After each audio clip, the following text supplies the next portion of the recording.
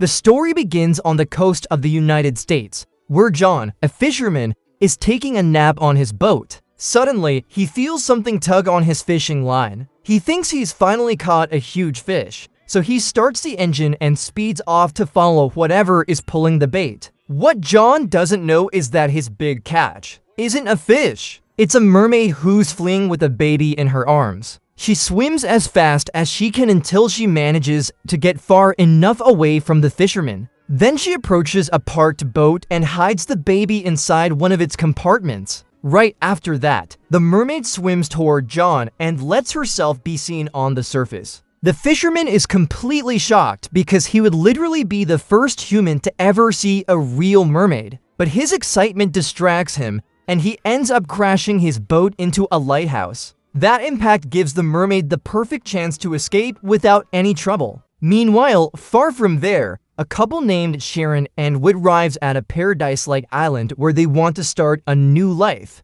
far from the city. And just as they're getting settled, they hear a baby crying. They check the boat and find the little one hidden inside one of the compartments. Since they see he's completely alone, they decide to take him with them and bring him to their beach house. What they don't know is that the mermaid is watching them from the water, devastated to see humans taking her child. 13 years later, the baby is now Cody, a boy who lives with his adoptive parents on the family boat they use to transport tourists around the area. That day, Cody realizes he's late for an important swimming meet, so he runs off to make it on time. But since he already missed the ferry, he decides to swim. And here we see that the boy has a special ability. He swims super fast, so fast that he even passes the boat carrying the ferry crew. Everyone is stunned. At the stadium, the coach is worried because Cody still hasn't shown up and the competition is about to start. Luckily, Cody arrives just in time,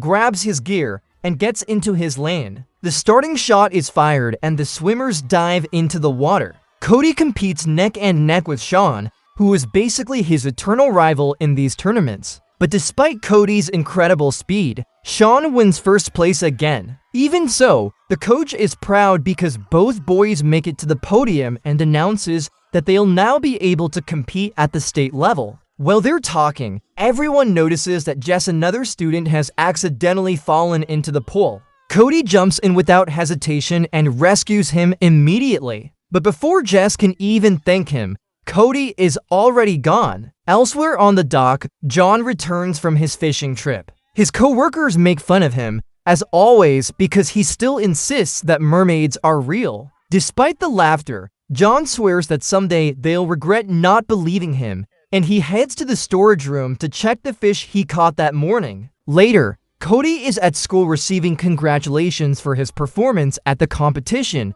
but his mood drops when he sees that he got a bad grade in another class. The teacher announces a new project about marine life to be done in randomly selected pairs. And here comes the surprise.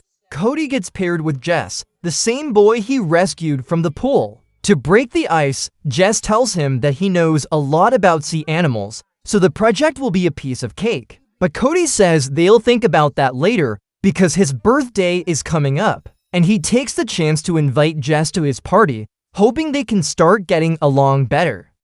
The next day, Cody gathers his friends in the backyard to celebrate his birthday. Outside, the group runs into Jess, who arrives super excited because, according to him, it's the first time he's ever been invited to a birthday party. But right then, Sean decides to tease him and calls him over to go swimming with the others later. Sam, Cody's friend, gets annoyed and reminds Sean that Jess doesn't even know how to swim. Embarrassed by the teasing, Jess says goodbye and asks Cody's mom to give Cody his gift for him. That night, when Cody is about to go to bed, his parents tell him he forgot to open one of the presents. It turns out it's Jess's. When he unwraps it, Cody finds a sci-fi book with an underwater theme, something that just happens to connect with everything that's starting to happen to him. Meanwhile, outside the beach house, the mermaid, Cody's real mother, comes close to shore again. She watches from a distance the place where her son has lived for the past 13 years. And at the same time,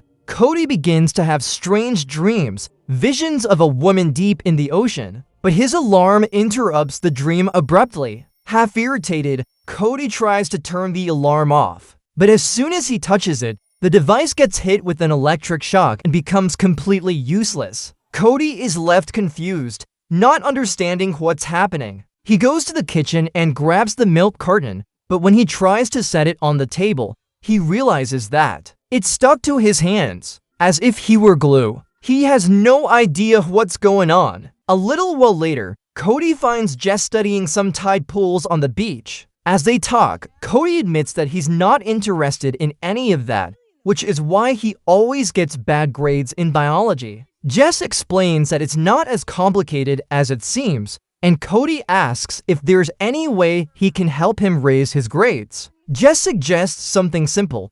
Cody can teach him how to swim properly, and in return, he'll give Cody private lessons to help him improve. Cody agrees and they shake hands. But then comes the scare. Jess notices that Cody has scales on his arm. And not just a few, they're shiny and clearly visible. Jess, surprised, says he's never seen anything like that in humans, only in frogs or lizards. But instead of freaking out, he looks almost fascinated by the discovery. At home, Cody tries to scrub off the scales by washing his hands over and over, but they won't come off. He starts to panic. Sharon, his mom, asks why he's taking so long in the bathroom. He quickly comes out, keeping his hands hidden in his pockets, says everything's fine, and heads to his room.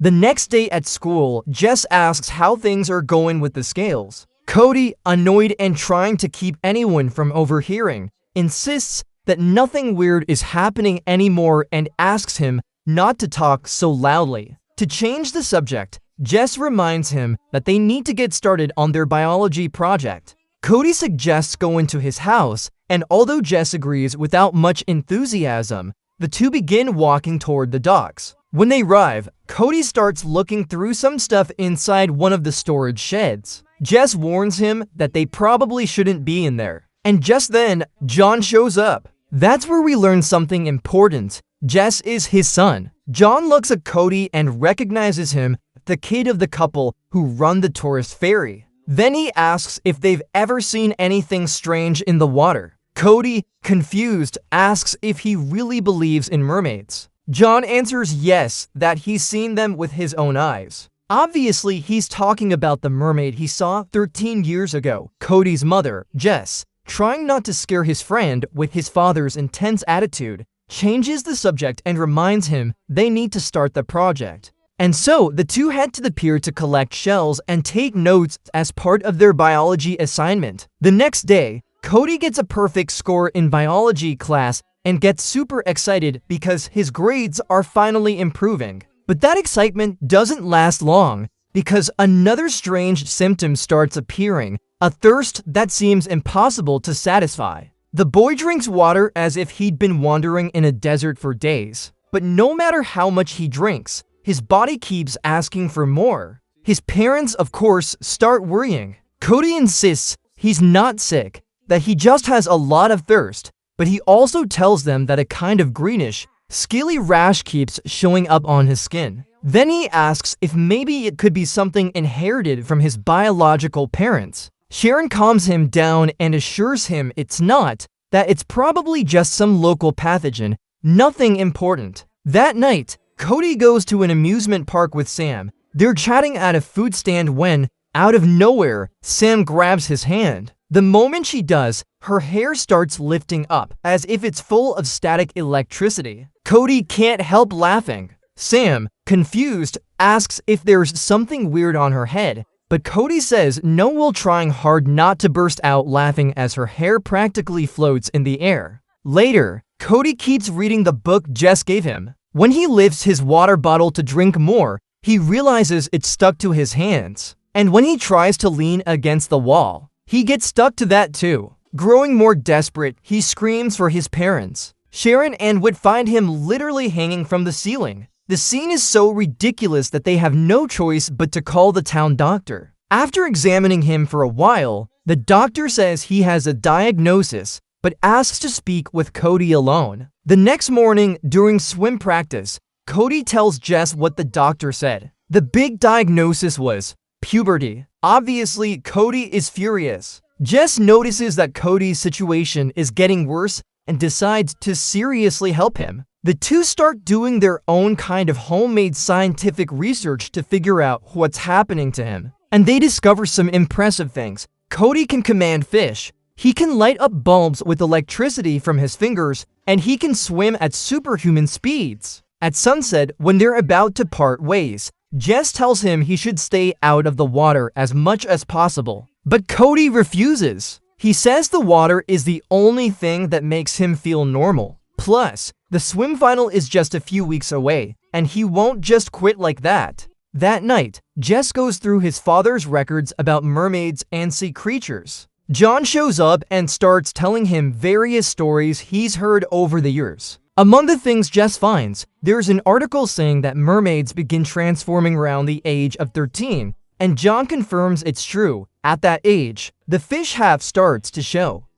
The next day, Cody and Jess meet in the school lab. After a lot of research, Jess reaches a conclusion. Cody might be a young merman. Cody is completely lost. He says that makes no sense, especially because he can generate electricity. Jess explains that some eels can do that too, as a defense mechanism. So biologically speaking, it's not that crazy. With this revelation, Cody rushes to talk to Sharon and Whit. He tells them he needs to find his real parents as soon as possible, but they don't believe him. To prove it, Cody wets his arm, and immediately a bunch of scales appear. Sharon and Whit are left speechless. They finally decide to tell him the truth, the story of the day they found him abandoned in the boat. And to protect him, Sharon tells him he can't keep coming into contact with water. That means he won't be able to compete in the swim final. Disappointed and feeling like his whole world is falling apart, Cody locks himself in his room. He even tries eating fish food, thinking it might give him a clue about his new identity. But he spits it out immediately. It tastes awful. That night, Cody dreams of his mermaid mother again. The image becomes clearer and harder to ignore. When he wakes up, he goes downstairs and finds Sharon and Whit arguing, clearly worried about what's happening to their son. Later, Cody stands on the shore, watching the ocean, and even though he's supposed to avoid water, he decides to go for a swim to see how his body reacts now. He feels free, strong, like nothing strange is happening at all. He doesn't notice that his real mother is watching him from afar, hidden among the waves. Since his scales don't appear right away, Cody thinks maybe things are getting better. He even starts doing huge jumps, launching out of the water like a dolphin. Filled with excitement, Cody returns to the beach. But all that joy collapses when he notices he now has fins on his arms. Right then, Sam shows up and asks if he wants to swim with her. Trying to hide his arms under the sand, Cody turns down the invitation and says he needs some time alone. Sam, disappointed, walks away. Cody trains with Jess, but he gets frustrated by his transformations. Jess wants to stop the lessons to focus on helping him, but Cody refuses because he doesn't want his friend to give up his dream of learning to swim. At that moment, Sean shows up, mocking Cody for still teaching Jess. Tired of the bullying, Cody stands up to him and orders him to leave. He tells him that tomorrow is the championship final, and he won't put up with his provocations anymore. Jess tries to calm things down because he doesn't want anyone discovering Cody's condition, but Cody insists that he's competing no matter what. And then the big day of the state competition arrives. After a motivational pep talk, the coach sends the team to get ready. But when he notices Cody isn't there, he asks Sam if she knows anything. She says she hasn't been able to talk to him. Meanwhile, at home, Cody tries to act as if he really isn't going to compete. But as soon as his parents leave his room, he escapes through the window and runs straight to the stadium. Jess sees him arrive and panics. He begs him not to get in the water, but Cody says he won't give up his athletic career because of what's happening and heads to his lane. The race begins. Cody and Sean swim at incredible speed, giving the crowd an amazing show. Meanwhile, John, Jess's father, arrives at the stadium with his binoculars. watching Cody with suspicion. During the race, Cody slowly starts to pass Sean until he finally wins the tournament and breaks the state record. It's his first major victory. The celebration is huge, but Jess notices Cody's fins are showing. Before John can spot them, Cody touches the metal railings of the pool and triggers an electric discharge that blows out all the lights in the building. The blackout gives him just enough time to escape the crowd. He grabs his jacket and runs to the locker room, but Sean goes after him,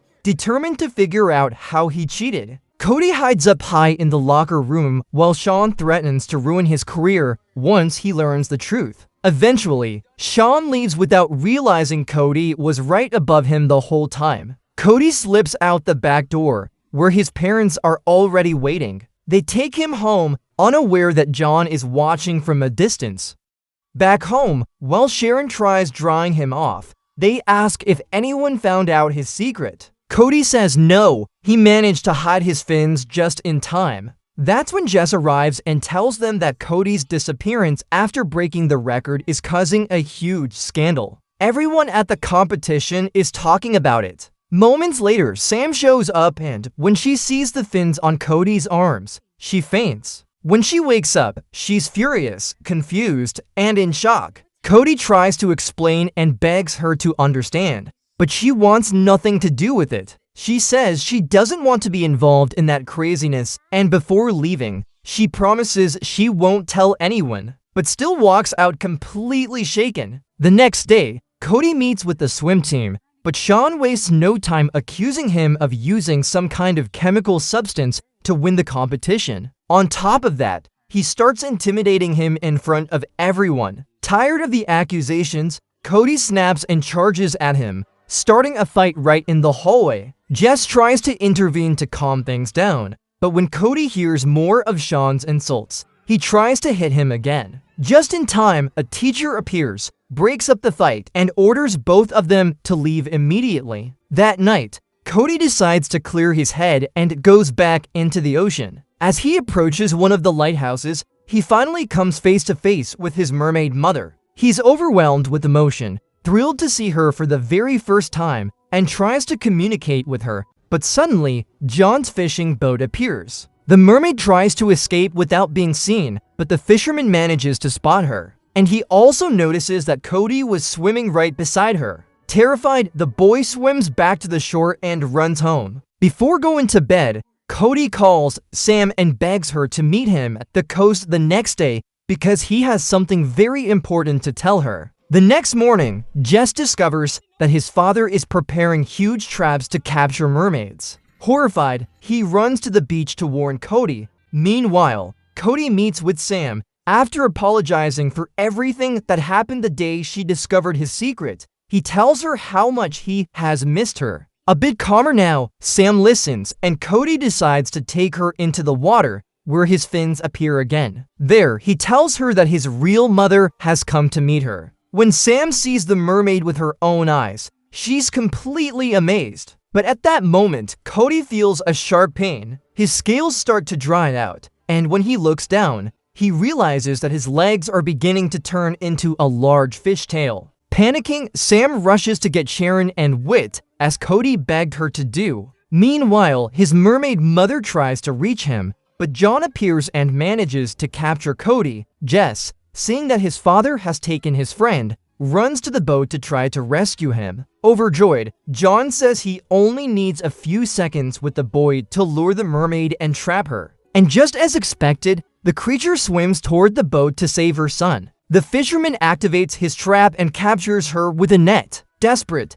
Cody begs Jess to save his mother, while John celebrates finally having proof that those creatures exist. Jess grabs a knife and dives into the water to cut the net, setting the mermaid free. But when John realizes he has lost his catch, he freaks out and releases the rope of the trap. This causes Jess to get his leg tangled and sink fast, unable to breathe. Panicking, John jumps in to save his son, but he's so overwhelmed that he can't help him. Cody escapes and swims toward Jess. He grabs him and, in seconds, brings him back to the dock. Just then, Sam arrives with Sharon and Whit. They all try to revive Jess, but first aid isn't working. Seeing that his friend isn't responding, Cody uses his electrical currents to bring him back. Jess regains consciousness, shocked by what just happened, and can only say that his father was right all along. But John, completely broken, replies that none of that matters now. The only thing that matters is that his son is alive. At that moment, the mermaid mother appears in front of everyone. They're all left speechless. Sharon, moved and finally understanding